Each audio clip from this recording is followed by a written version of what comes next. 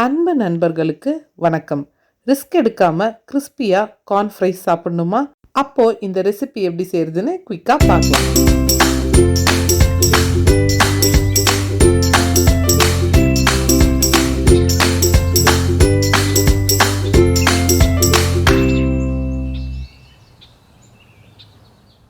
இந்த ரெசிபி செய்யறதுக்கு நான் ஒரே ஒரு ஃபுல் ஸ்வீட் கார்ன் எடுத்துக்கிறேன். அதை உரிச்ச உடனே 1.5 கப் கிட்ட வருது. இந்த மாதிரி உரிச்ச சோளத்தை நம்ம தண்ணியில் போட்டு 5 நிமிஷம் மீடியம் ஃப்ளேமில் வேக வைக்க போகிறோம். சோளத்தை சுடு தண்ணியில் சேர்த்த உடனே லைட்டாக மிக்ஸ் பண்ணி விடுங்க. மேலே அதோட தூசி எல்லாம் வரும். அதை மெதுவாக கரண்டி வச்சு எடுத்து விட்டுருங்க. சோளம் நல்லா குக் ஆயிடுச்சுன்னா அதோட கலர் நல்லா பிரைட் எல்லோவாக மாறிடும். ஸோ அது ஒரு இண்டிகேஷன். இப்போ 5 மினிட்ஸ் ஆயிடுச்சு. சோளம்லாம் நல்லா குக் ஆயிடுச்சு. இனிமே இந்த எக்ஸ்ட்ராவாக இருக்கிற தண்ணியை நம்ம வடிகட்டிடலாம். தண்ணியை வடிகட்டினதுக்கு அப்புறம் அதை ஆற விட்டுருங்க. இனிமே இந்த வேக வச்ச சோளத்தை கோட் பண்ணுறதுக்கு ஒரு மாவு கலவை ரெடி பண்ண போகிறோம். ஒரு பாத்திரத்தில் 2 டேபிள் ஸ்பூன் சோள மாவு, 1 டேபிள் ஸ்பூன் அரிசி மாவு, கொஞ்சமாக உப்பு சேர்த்துக்கோங்க. உங்களுக்கு கொஞ்சம் கலர் வேணும்னா 1/2 teaspoon Kashmiri red chilli powder சேர்த்துக்கோங்க. நான் இதில் சேர்க்கல. அதுக்கு பதிலாக 1/2 டீஸ்பூன் பெப்பர் பவுடர் சேர்த்துட்டு இது எல்லாத்தையும் கலந்து விட்டுடுறேன். இனிமே நம்ம சோளத்தை கோட் பண்ண ஆரம்பிக்கலாம். வேக வச்ச சோளத்தை ஒரு அகலமான பாத்திரத்தில் சேர்த்துக்கோங்க. சோளத்தை தொட்டு பார்க்கும்போது கொஞ்சம் ஈரம் இருக்கணும். சப்போஸ் ஈரமே சுத்தமாக இல்லைன்னா நம்ம போட போகிற மாவு ஒட்டாது. இனிமே நான் மாவை 2 டீஸ்பூனாக சோளத்தில் சேர்த்து அதில் இருக்கிற ஈரத்தை உரியிற அளவுக்கு சேர்த்து மிக்ஸ் பண்ண போகிறேன். ஃபர்ஸ்ட் பேட்சில் சேர்த்த மாவு சோளத்தில் இருக்கிற ஈரத்தெல்லாம் ஆல்மோஸ்ட் உறிஞ்சிருச்சு. இப்போது அடுத்த 2 டீஸ்பூன் சேர்த்துக்கோங்க. இதையும் நல்லா மிக்ஸ் பண்ணுங்க.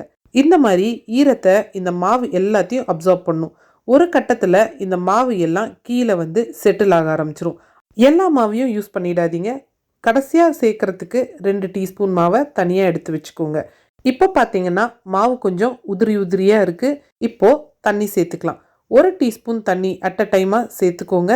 நம்ம தண்ணி சேர்த்து பிசைகிறதுனால அந்த மாவு இன்னும் ப்ராப்பராக அந்த சோளத்தில் ஒட்டும்.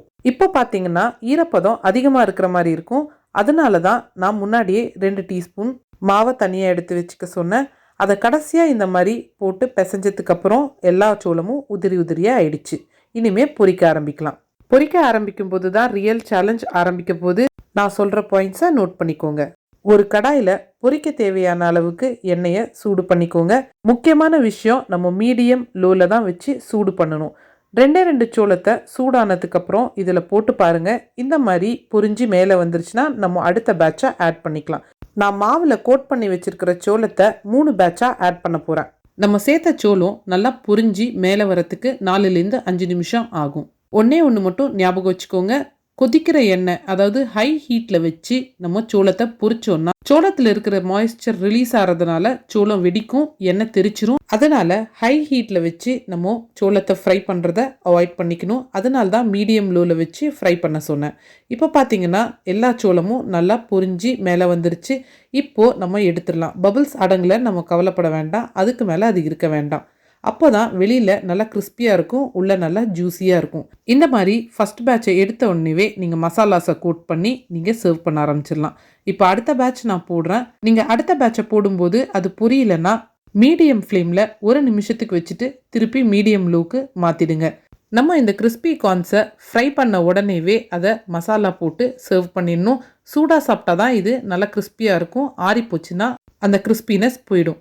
இந்த மாதிரி ஒரு வயர் மெஷ்ல எண்ணெயெல்லாம் வடிகட்டி எடுத்துருங்க. இந்த ஃப்ரைட் கார்ன்ஸில் நான் 1/2 டீஸ்பூன் மிளகு ஜீரக பொடி, 1/2 டீஸ்பூன் சாட் மசாலா, கொஞ்சமாக பொடியாக நறுக்கின குடைமிளகாய், ஒரு டேபிள் ஸ்பூன் அளவுக்கு நறுக்கிய சின்ன வெங்காயம் சேர்த்துக்கோங்க.